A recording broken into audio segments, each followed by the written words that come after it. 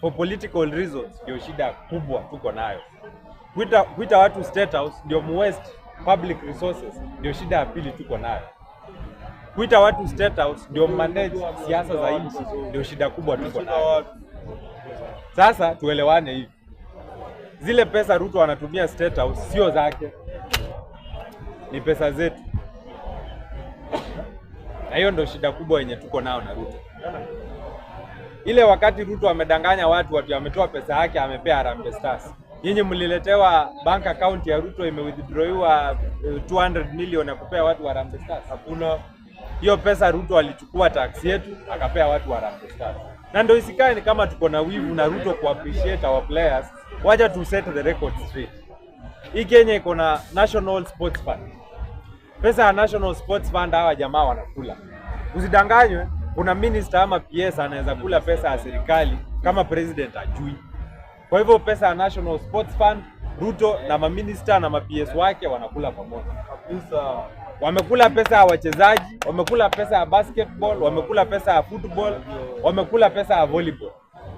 Wachezaji wetu wanaenda majuu kucheza, hawana pesa ya kurudi. Gor Mahia imeenda sijui kucheza na Bandari, wamekosa hata pesa ya accommodation. Hii pesa yenye tunaweka kwa sports fund inaendaga wapi kama si kwa matumbo yao? Ndio mimi niwaibie pesa alafu nirudishe kidogo. Alafu mkuje mshangilie. Amuoni nyinyi ndio mko na shida? Ni kama leo hii vile devolution inasema constitution zote zinafaa kupewa at least 15% ya revenue ya national government. Alafu Ruto aamue hizi counties mimi sitawapea pesa. Wacha nitakuwa nawapea pesa mara moja kwa mwaka ile wakati tuko na devolution conference. Nikiita magavana State House niwapee pesa wapeleke kwa kaunti zao. Alafu mpige makofi. Mmesahau kila county inafaa kupewa pesa kila mwaka according to allocation ya Commission on Revenue Allocation. Hiyo ndio upuzi tulifanyiwa. Turudi kwa hii ya State House. Sisi hatuna shida na Ruto kuita mayouth.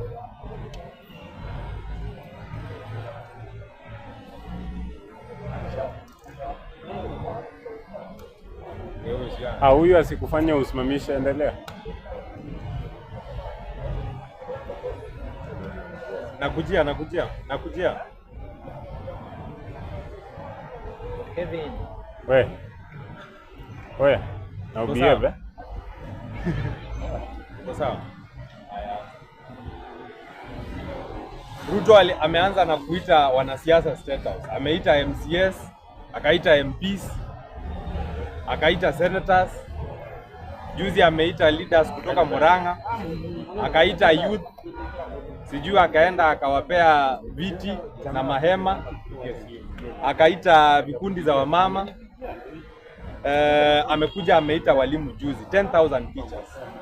Kama ni ukweli Ruto anataka kuelewa nini ina happen kwa sekta ya elimu, mtu wa kwanza kuuliza ni Cabinet Secretary for Education. Waziri wa Education anajua mashida yote ya elimu.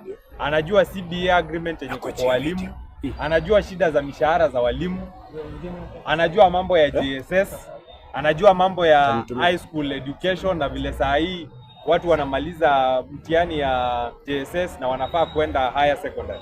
Hizi vitu zote Ruto anajua. Hii kuita walimu State House ni for political reasons. Na wakati tulisema hivyo hakuna mtu alituelewa. Sasa wacha niwaeleze kitu ili happen State House. Juzi after Ruto ameita walimu. Mkutano imeanza na PS wa basic education. Ameambia walimu mnajua tuko na broad based agreement. Walimu kwanza wote wakacheka. Alafu baada akaspeech kake hapo akasema nataka nipewe treasurers na nipewe wakubwa wa hizi union za walimu tuoneane hapa nyuma ya tent. Hiyo ni kuanza kupanga vile walimu watapewa pesa kidogo kidogo. Sasa wakati Kindiki amechukua mic wakati yake ya kuongea, ameanza mkutano na kusema fire si fire. Mniambie hiyo ni mkutano wa kisiasa ama ni mkutano ya kuongea na walimu muelewe shida za walimu. Huyo Kindiki akalazimisha walimu professionals waseme 2 term pale State House. Sasa sisi tunajiuliza, walimu walikuwa wameenda fire si fire? Walimu walikuwa wameenda kusema 2 term ama walimu walikuwa wameenda kuongelea mambo ya elimu? Waelewe vile interns wataongezwa, waelewe vile walimu wataongezwa, waelewe vile CBA agreement yao na serikali itafikiwa, waelezwe vile mashule zitapata capitation, ama walikuwa wameenda kusema fire si fire. Sasa si nyinyi mnaona hii ni mchezo ya tauni? Na sasa hata hiyo sio shida. Baada ya walimu kupangwa breakfast, kupangwa lunch, na hata magari walikuja nazo zikapangwa fuel, kwenye wametoka warudishwe vizuri. Ile kawaida ya State House ni pale jioni kila mtu bahasha nono. Walimu wakaambiwa mko wangapi? Tuko 10,000. Tunataka tuwape pesa kila mwalimu 10,000 mrudi nayo kwenu nyumbani. Sasa nataka niwaulize hivi wa Kenya, ndio muone upumbavu ambao iko Kenya hii. Mwalimu ambaye tunamlipa mshahara kila mwezi anapewa 10,000 yani. Hao ma MPs na ma MCS wakienda State House hawatokai bila pesa. Na saa hiyo pesa ya logistics iko. Na chakula washapewa. Lazima watoke na bahasha ya 10,000 ama 5,000. Sasa tunauliza, kwani Ruto leo hii amekuwa mtu wa kulipa watu mishahara? Tunalipa walimu mara mbili, kwa nini kama wataenda State House walipwe? Si basi wakae huko State House walipao.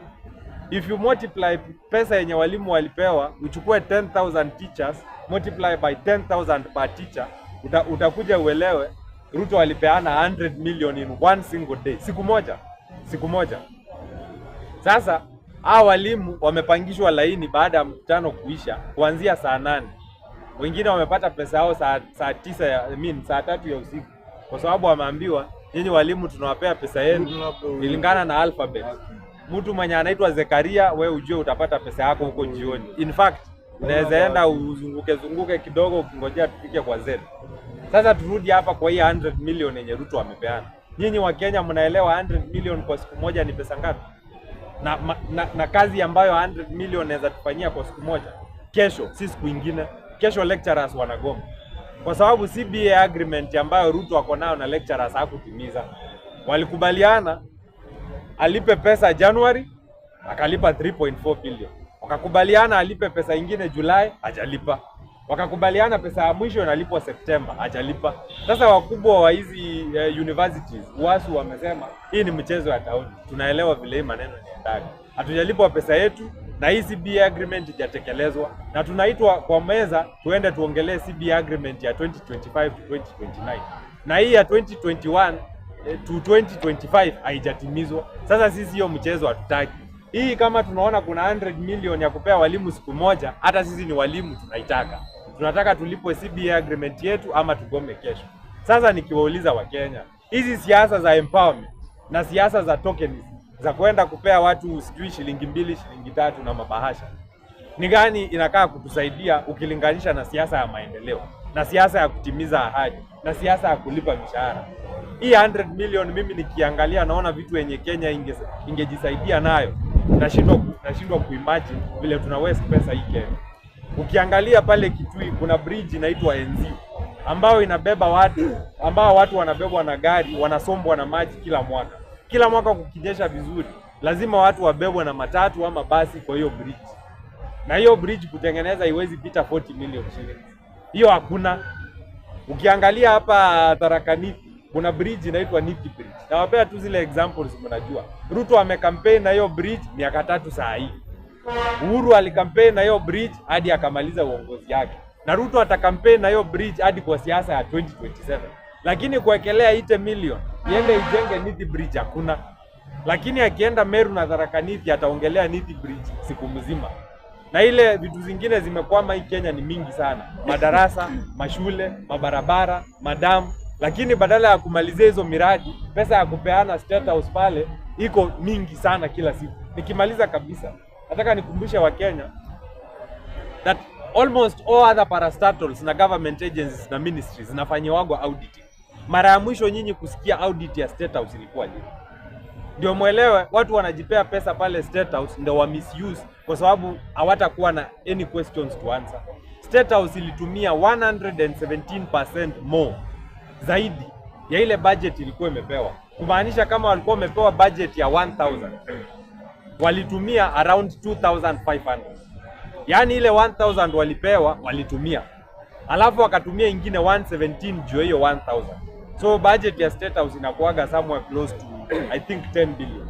So kutumia another 117% more ya hii 10 billion ni kutumia another around 15 billion. So Ruto alispend last year 25 billion State House. Nikiwauliza hii 25 billion State House ilitumia, mnaweza nionyesha ilitumia kufanya kazi gani? Ndio sababu mnasikia pia wakitaka kuongezea pesa State House watasema let us renovate. Ni nini hiyo ina renovate yako State House kila mwaka to a tune of 2 or 1 billion na haishagi? Ni curtain. Kwani curtain watanua mara ngapi? Ni viti, ni rangi, ni carpet. Ni nini hiyo ina renovate yako State House kila mwaka? Unless tuanze kuulizana hizi maswali na tuseme ukora ishi, tutaendelea kubeba ujinga na ni pesa yetu inatumiwa vibaya, kwa sababu hiyo tax ni yetu. Tumakinikeni wa Kenya. Nakanyaga hii.